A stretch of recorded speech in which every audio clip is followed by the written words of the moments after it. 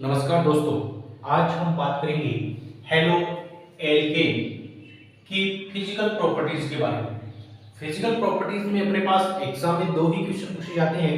पहला जो क्वेश्चन बनता है वह बनता है बॉइलिंग पॉइंट से संबंधित और दूसरा क्वेश्चन बनता है वह बनता है सोलबिलिटी के बारे में। तो यहाँ से जो अपने चार नेशन है उन चार नेशन में एक जो मार्क्स का जो क्वेश्चन है वो या तो बॉइलिंग पॉइंट से पूछा जाता है या सोलबिलिटी के बारे में, जो हर साल ये क्वेश्चन पूछा जाता है। तो सबसे पहले अपन बात करें कि बॉइलिंग पॉइंट को कौन-कौन से फैक्टर्स हैं जो इफेक्ट करते हैं। तो सबसे पहला आता है अपने पास एटॉमिक मास या परमाणु भार। तो परमाणु भार जैसे जैसे बढ़ेगा, जितने ज्यादा कार्बन होंगे 1 2 3 उतना ही ज्यादा उसका बॉइलिंग पॉइंट होगा, यानी जितनी ज्यादा कार्बन बॉइलिंग पॉइंट उतना ही ज्यादा। दूसरा फैक्टर जो आता है वह आता है साइड चेन। साइड चेन जो होती है वह इनवर्सली प्रोपोर्शनल होती है बॉइलिंग पॉइंट की। इनवर्सली प्रोपोर्शनल मतलब है कि साइड चेन बढ़ेगी तो बॉइलिंग पॉइंट घटेगा, एक दूसरे के इनवर्स होते हैं, बॉइलिंग पॉइंट बढ़ेगा साइड चेन घटेगी। तीसरा अपने पास जो फैक्टर आता है वह आता है हाइड्रोजन बॉन्डिंग। हाइड्रोजन बॉन्डिंग बढ़ने पर बॉइलिंग पॉइंट का मान भी बढ़ता है। जैसे अपन बात करें, एक होता है एल्कोहल और एक होता है हाइड्रोकार्बन, किसका ज्यादा बॉइलिंग पॉइंट होता है? तो बॉइलिंग पॉइंट एल्कोहल का ज्यादा रहता है कंपैरिजन टू अपने पास हाइड्रोकार्बन। क्यों? क्योंकि यहाँ पर हाइड्रोजन बॉन्ड प्रेजेंट होता है किसमें? एल्कोहल में। अब एक क्वेश्चन के बारे में बात करते हैं। एक तो अपने पास 1 क्लोरोप्रोपेन, यानी 1 पर आपको हैलोजन जोड़ना है, ये हो गया 1 क्लोरोप्रोपेन। दूसरा है अपने पास आइसोप्रोपाइल। आइसोप्रोपाइल मतलब है बीच वाले कार्बन से आपको हैलोजन जोड़ना है। और नेक्स्ट है 1 क्लोरोब्यूटेन।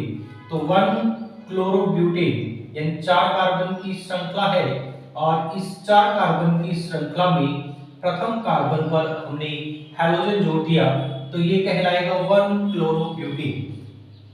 अब पहली बात कि 3 कार्बन वालों का ज्यादा रहेगा कि 4 कार्बन वालों का, तो पहला ही पॉइंट आता है अपने पास एटॉमिक मास। एटॉमिक मास बढ़ने पर बॉइलिंग पॉइंट जो है वह भी बढ़ता है, यानी 3 वालों का कम रहेगा, 4 वालों का ज्यादा रहेगा। अब इन दोनों में यदि अपन बात करें तो अपन यूज करेंगे कि साइड चेन, या अपन कहेंगे 1 डिग्री 2 डिग्री और 3 डिग्री। तो 1 डिग्री का हमेशा ज्यादा रहता है, 2 डिग्री का उससे कम रहता है, 3 डिग्री का सबसे कम रहता है।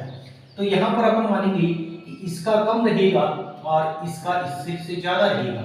तो अपना ऑर्डर आ जाएगा, सबसे पहले इसको लिखेंगे, फिर इसको लिखेंगे और सबसे ज्यादा होगा वह इसका रहेगा। दूसरा फैक्टर आता है सोलिबिलिटी। सोलिबिलिटी को में यदि अपन बात करें तो एक फैक्टर इफेक्ट करता है, वह होता है हाइड्रोजन बॉन्डिंग। हाइड्रोजन बॉन्डिंग जिनमें भी प्रेजेंट होती है वह सोल्यूबल होता है। हाइड्रोजन बॉन्डिंग जिसमें भी होती है वह सोल्यूबल होता है। तो यहाँ पर यदि अपन बात करें तो हाइड्रोजन बॉन्डिंग एब्सेंट होने के कारण यह वाटर में इनसोल्यूबल होते हैं, वाटर में घुलते नहीं है। यदि अपन बात करें, हमारे पास एक क्लोराइड कंपाउंड होती है और एक फ्लोराइड कंपाउंड। तो क्लोराइड हल्के होने के कारण और फ्लोराइड भी हल्के होने के कारण ये वाटर के ऊपर तैरते रहते हैं, जबकि ब्रोमाइड और आयोडाइड ये भारी होने के कारण यह जो पेंडे में है यानी वाटर के नीचे चले जाते हैं। ये नेक्स्ट अपन बात करेंगे इनकी केमिकल रिएक्शन। तो केमिकल रिएक्शन में हमारे पास पहली प्रकार की रिएक्शन आती है न्यूक्लियोफिलिक सब्स्टिट्यूशन रिएक्शन। ये वेरी इंपॉर्टेंट है, यहां से एक मार्क्स, यहां पर एक क्वेश्चन पूछा जाएगा और वह 2 मार्क्स का रहेगा। तो न्यूक्लियोफिलिक सब्स्टिट्यूशन रिएक्शन में क्या होता है कि Rx जो है वह न्यूक्लियोफाइल के साथ रिएक्शन करेगा और न्यूक्लियोफाइल इसके साथ जुड़ जाएगा और RNU बन जाएगा प्लस X माइनस बन जाएगा। इस रिएक्शन में यहाँ पर न्यूक्लियोफाइल आता है, न्यूक्लियोफाइल मतलब होता है नेगेटिव चार्ज कंटेनिंग स्पीशीज। जैसे ही यहाँ पर ये आएगा, इस पर अटैक करेगा, X माइनस हट जाएगा, यानी एक न्यूक्लियोफाइल आ रहा है जबकि दूसरा न्यूक्लियोफाइल यहाँ से निकल रहा है। इस कारण से हम कहेंगे कि यह किस प्रकार की रिएक्शन है, तो यह न्यूक्लियोफिलिक सब्स्टिट्यूशन रिएक्शन है। न्यूक्लियोफिलिक सब्स्टिट्यूशन रिएक्शन जो होती है यह दो प्रकार की होती है, एक होती है SN1 और दूसरी प्रकार की कहलाती है SN2। SN में क्या होता है कि यहाँ पर 1 लिखा हुआ है, वहां पर इस रिएक्शन का ऑर्डर जो है वह 1 रहता है, जबकि जहां पर 2 लिखा हुआ है इसका ऑर्डर 2 रहता है। यहाँ पर यह है 2 स्टेप जो है प्रोसेस होता है, जबकि यह 1 स्टेप प्रोसेस होता है। यह एक ही पद में संपन्न हो जाती है, यह 2 पद में हो जाती है। फिर अपन नेक्स्ट यदि अपन बात करेंगे इनके ऑर्डर की, कौन कौन से अल्काइल हैलाइड है वह SN1 रिएक्शन प्रदर्शित करेंगे और कौन कौन से अल्काइल हैलाइड है वह SN2 रिएक्शन प्रदर्शित करेंगे। नेक्स्ट अपने पास रिएक्शन आती है आएगी, वह आएगी एलिमिनेशन रिएक्शन। तो यहाँ पर जो एलिमिनेशन दी जाएगी वह एलिमिनेशन कहलाती है बीटा एलिमिनेशन।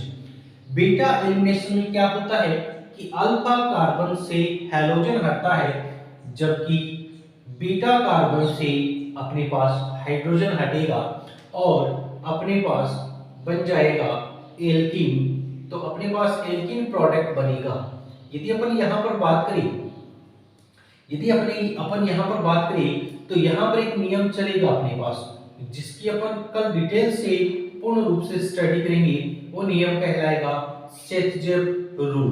तो जब भी अपने पास एलिमिनेशन रिएक्शन आएगी तब अपन सेथजेफ रूल का प्रोडक्ट जो है वह प्राप्त करेंगे।